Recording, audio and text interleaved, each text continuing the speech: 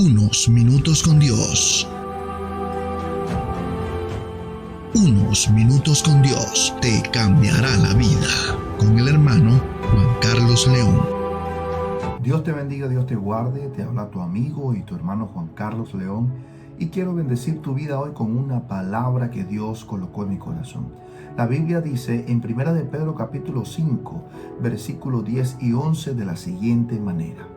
Mas el Dios de toda gracia, que nos llamó a su gloria eterna en Jesucristo, después que hayáis padecido un poco de tiempo, Él mismo os perfeccione, afirme, fortalezca y establezca. A Él sea la gloria y el imperio por los siglos de los siglos. Amén. Pues en esta semana estamos hablando acerca de una serie de enseñanzas que me regaló el Espíritu Santo llamada El propósito y la bendición del padecimiento, o en su sinónimo, el sufrimiento. El día de ayer estuve tocando la primera parte de esta enseñanza, en la cual en el pasaje de 1 de Pedro dice que el Señor nos perfeccionará. Entonces vamos a tratar de ir desglosando y de ir investigando y profundizando un poco más acerca de esta palabra perfección, que también tiene un significado como restaurar. Entonces ayer estuve hablando acerca de la perfección desde el punto de vista, desde la traducción del latín. Hoy voy a compartir con ustedes lo que significa la palabra perfección desde la traducción en griego. Y más o menos dice, en la traducción del griego lo muestra de esta manera. Perfección también es restaurar. Y cuando está hablando de restaurar, está hablando del griego katartisei, que es el mismo vocablo que se utiliza para remendar o remendar las redes. Imagínense ustedes lo que realmente hacen los pescadores. Los pescadores lo que hacen es remendar las redes. Esto me hizo recordar cuando Jesús se acercó a Pedro y estaba Pedro limpiando las redes, pero estaba Juan y Andrés, estaban remendando las redes, arreglando las redes, preparando las redes para pescar. Y también hay otra forma que dice que se usa para dar a entender en la reparación de un objeto deteriorado por el uso. Tanto así que dice en esta traducción que se usa también como para corregir una fractura. Cuando se fractura uno un hueso, lo que hacen los médicos es tratar de entablillar y de enyesar el hueso para que esa fractura pueda soldar. Y partiendo de allí, quiero decirte que lo primero que nosotros debemos entender es que Dios nos creó a nosotros perfectos. En un principio, cuando Dios hizo a Adán y a Eva, los creó perfectos. Ellos tenían una comunicación con Dios simplemente a milésimas de segundo. ¿Por qué? Porque ellos estaban dentro de la perfección de Dios. Ellos estaban dentro del propósito de Dios. Pero cuando Dios creó a Adán y a Eva, dice en Génesis que dice, hagamos al hombre a nuestra imagen conforme a nuestra semejanza. Hizo al hombre un ser tripartito, o sea que nosotros somos espíritu, alma y cuerpo. Y cuando Dios creó al hombre, después dice que lo colocó en el huerto del Edén y el hombre tenía comunicación con Dios constante. Pero ¿qué sucedió? Que fueron seducidos por el pecado y a causa del pecado esta relación con Dios se fracturó, se cortó esa relación con Dios. Y de allí entonces ellos fueron sacados del huerto, expulsados del huerto, lo colocaron en la tierra. Después de haber sido expulsados del huerto, ellos empezaron a presentar lo contrario. Empezaron inseguridades, empezaron de pronto ansiedades, temores, problemas de carácter. El primer problema de carácter que nosotros lo conseguimos, lo encontramos en Génesis cuando Caín mató a su hermano Abel. Y de ahí prácticamente Dios utiliza una herramienta, que es la herramienta del padecimiento y del sufrimiento para poder moldear el carácter. Entonces, nosotros los seres humanos desde todo este tiempo hemos tratado de buscar la razón de cómo podemos ser moldeados. Y nosotros estamos siendo moldeados desde que nacemos. Cuando nosotros nacemos, nuestros padres intentan moldearnos conforme a los valores, a las cosas que ellos cultivaban, fueron cultivados por ellos a través de sus padres. Nos enseñaban de que cuáles eran las cosas correctas que teníamos que hacer. Si de pronto mentíamos, nuestros padres nos enseñaban y nos corregían para que no volviéramos a mentir.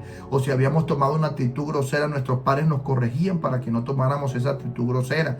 Y durante todo el tiempo hemos estado buscando, investigando la manera de cómo otra vez moldearnos. De hecho, podemos encontrar que una de las cosas que moldea al ser humano es el sufrimiento. Y el sufrimiento es una una herramienta que Dios utiliza para moldear. ¿Qué moldea Dios en nosotros? Moldea nuestro carácter, moldea el carácter que está débil para colocarlo en un carácter fuerte, al carácter que está fuerte lo toma y lo moldea de tal forma que lo convierte en una persona dócil. Y ahí empezamos a ver hombres de Dios que a través de la Escritura nos damos cuenta que Dios empezó a moldear su carácter.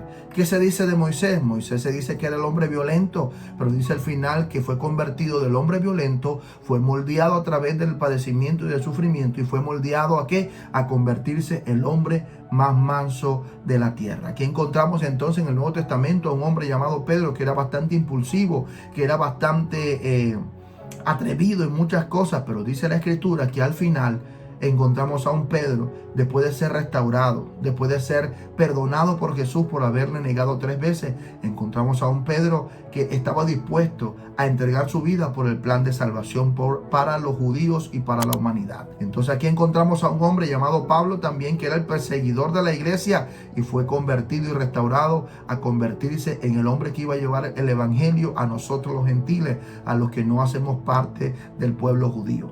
Entonces podemos encontrar que Dios, a través del sufrimiento, es la herramienta que Dios utiliza para moldear.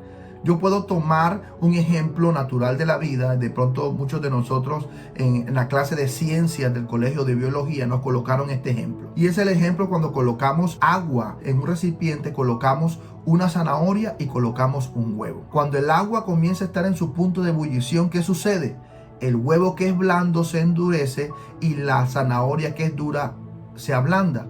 Entonces esto me lleva a mí a pensar y a reflexionar que el agua es la representación del Espíritu Santo, y aquel que tenga un carácter fuerte, de pronto duro como la zanahoria, es pasado por el trato del Espíritu Santo, y el Espíritu Santo lo ablanda, y lo ablanda de tal forma conforme al propósito de bendición para su vida. Y la persona que es débil como el huevo es endurecido para que el carácter que era débil se convertiría en un carácter fuerte. Entonces, ¿cuál es el deseo de Dios? El deseo de Dios es realmente perfeccionarnos, y Dios nos perfecciona a través del sufrimiento y del padecimiento.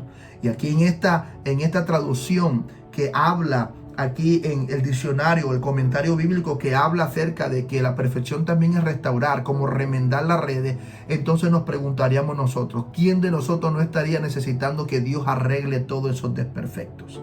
Entonces debemos entender que Dios utiliza el sufrimiento para que nosotros realmente seamos transformados conforme a lo que Dios quiere, para que nosotros seamos bendecidos en esta tierra. Y cuando en esta traducción está hablando de que también significa restaurar una fractura, esto nos hace entender a nosotros de que si nosotros queremos ser perfeccionados, tenemos que aceptar el sufrimiento con humildad, tenemos que aceptar el sufrimiento con amor, y tenemos que aceptar el sufrimiento porque esto va a crear en nosotros, primero, restauración. Va a remendar, a arreglar todos nuestros desperfectos, va a proveer y a suplir todas las cosas mientras estamos en ese proceso.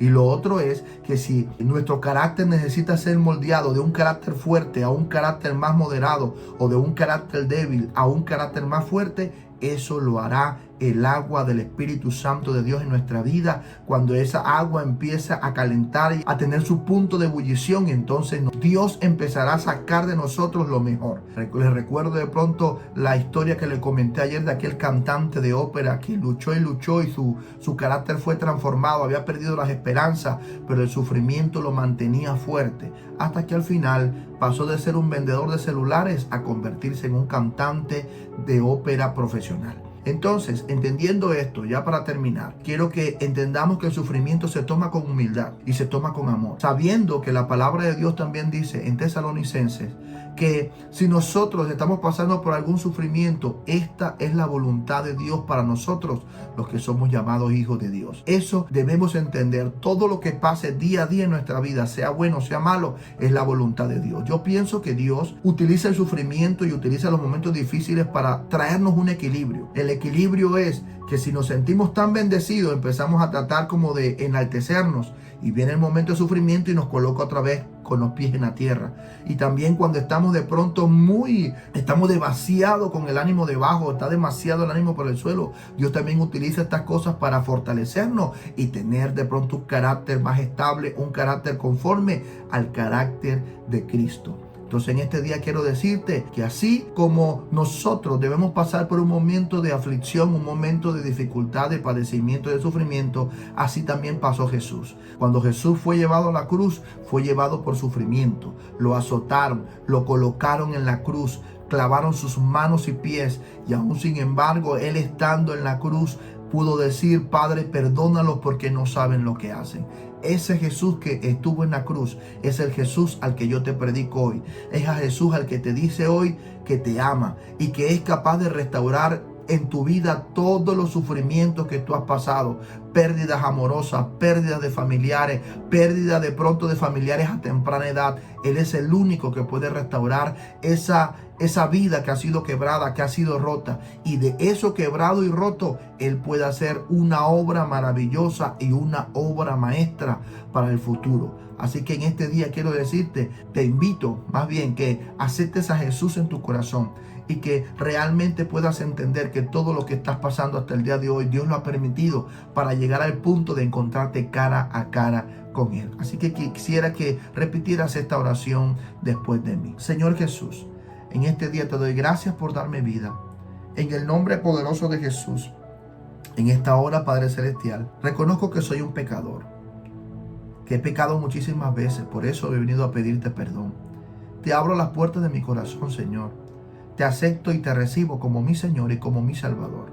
Escribe mi nombre en el libro de la vida y no lo borres de allí jamás.